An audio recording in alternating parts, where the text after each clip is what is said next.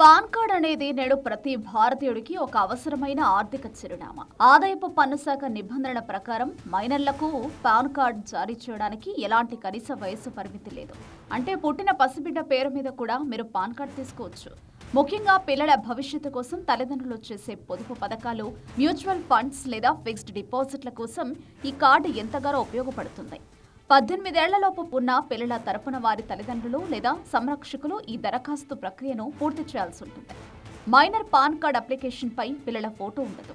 అలాగే సంతకం స్థానంలో తల్లిదండ్రుల సంతకం ఉంటుంది. దరఖాస్తు విధానం విషయానికి వస్తే మీరు ఆన్లైన్ ద్వారా NSDL లేదా UTIATSL వెబ్సైట్ల ద్వారా సులభంగా అప్లై చేసుకోవచ్చు.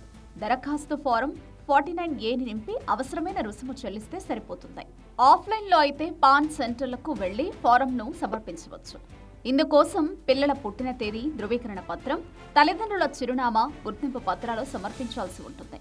ఒకసారి పాన్ నంబర్ అలాట్ అయిన తర్వాత కార్డు మీ చిరునామాకు వస్తుంది. అయితే ఆ మైనర్కు 18 ఏళ్లు నిండిన తర్వాత ఫోటో, సంతకాన్ని అప్డేట్ చేస్తూ కార్డును రెగ్యులర్ పాన్ కార్డుగా మార్చుకోవాల్సి ఉంటుంది. ఈ చిన్న ప్రయత్నం మీ పిల్లల ఆర్థిక భవిష్యత్తుకు ఒక బలమైన పునాదిగా మారుతుందనడంలో సందేహం లేదు.